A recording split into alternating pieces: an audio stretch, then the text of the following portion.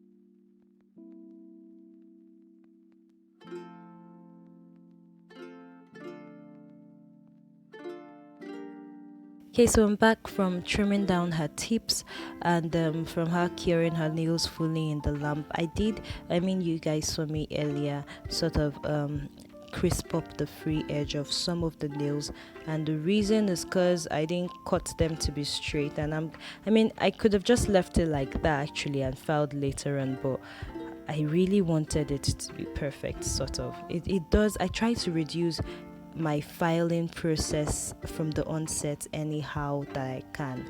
Okay, so I did use my stiletto tips earlier. I forgot to mention, but that was quite obvious. I used my stiletto tips earlier and I trimmed them down. I didn't file the edges or like crisp it up on it or anything, because I sort of wanted to be like I sort of want to do like a tapered square slash a normal coffin shape. Now I don't want it to be like a strong coffin. I want it to sort of look like it's a square, like a tapered square, sorry, but then a but like a normal coffin, if you get my point, basically. Okay, so you guys, I'm doing the 3 bead method, although on the other hand, from like the index finger of this hand to like the other hand, I did the 2 bead method. So if you want to see, just stay tuned and you will see how I do that. Actually, the reason I decided to switch up to 2 bead is because first off, I'm too comfortable doing 3 bead method, and I realized that I in a way waste a lot of product, which isn't great, which is like a bad habit. So in order to curb that bad habit, I decided to try 2 bead method. And then it works, so it makes me waste less products. This is just for me personally though. Alrighty guys, when I'm done with each nail, I will cap and clear. Now I wasn't sure if this powder was a strength powder or not, but I didn't want to find out. Like, I didn't want to eventually finish doing all of the nails and then realize that, oh yeah, I needed to cap them. Sometimes the powder is like that. I've got like one powder that acts normally, and then when it's time to file, I figure out that I should have capped it earlier. So I just didn't want to go through all of that stress. So I capped it all in clear, like I capped as I went. So yeah, I did skip the application on the on the ring finger because I went out of frame, and then I moved on to begin on the middle finger, sorry.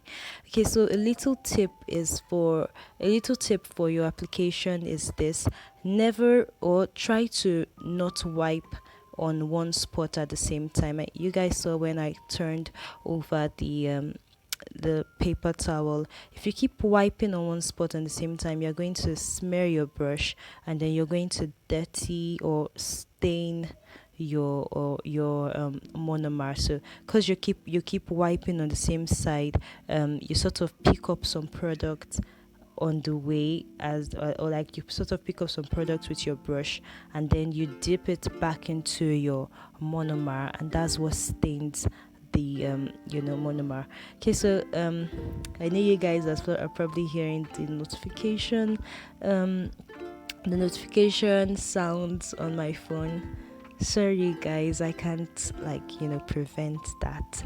And then also my son is probably playing and making some noises in the background again. I'm so sorry you guys. I really am. Alrighty, so on this finger is when I switched to doing the 2 bead method. And to be fair, to be very honest, in my own opinion, personally, it did reduce the amount of product that I was wasting. Because if it was a 3 bead method, I would, wipe down on, I would, bring the excess down to the end again, and then like on every bead. But I don't know how to explain it, but I waste a lot of products when I'm doing the 3 bead method. So the only way to sort of curb that is to do 2 bead method for me. Like there's no this is not an advice or anything. I'm just explaining, my own personal experience.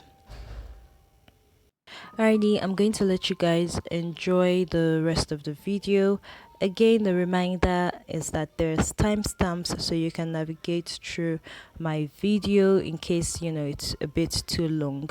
But then, like I said earlier, I wanted to sort of show the entire process to sort of carry you guys along, my doing the whole nails and stuff. So yeah.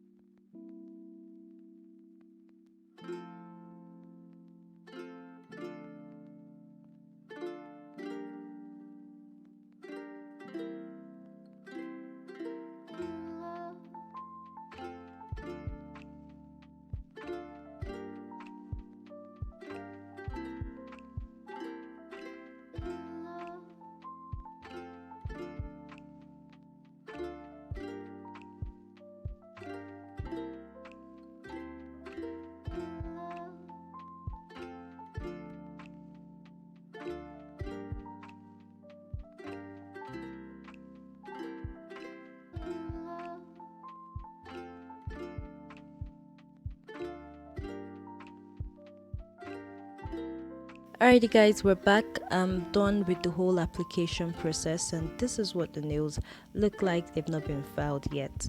I'm going to file these really quickly. I did speed through the filing process, so I'm doing like my normal filing routine, you guys, and I'm also using a 100 grit nail file. And yeah, after that I'm going to buffer these nails, and then we're going to apply some rhinestones on these.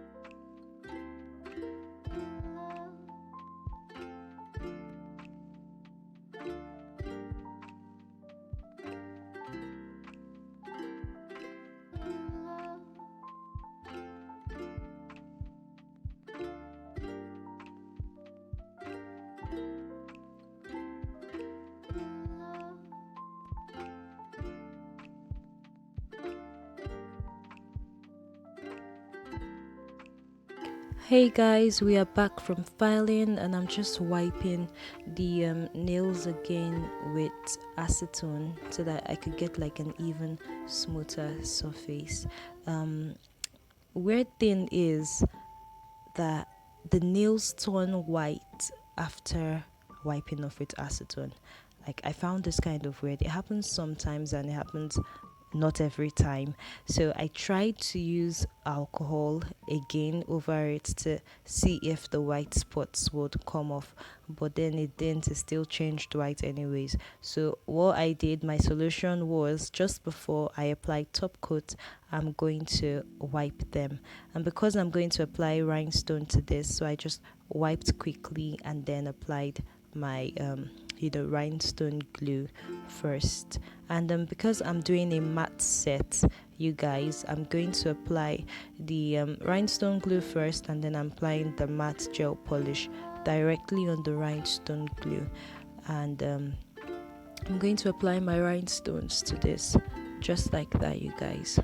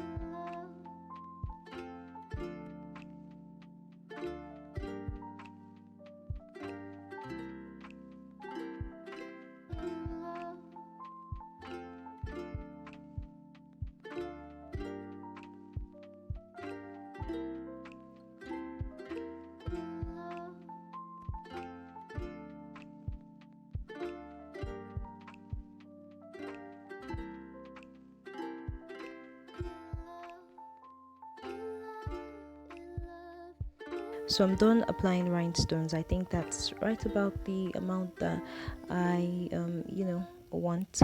Now I'm just applying rhinestone, sorry, matte top coat on the rest of the nails. And I'm trying to be careful, you guys. I'm trying to keep it just on the nails, and then I wipe the sides of the nails when I'm done so that it's not out of shape or anything like that.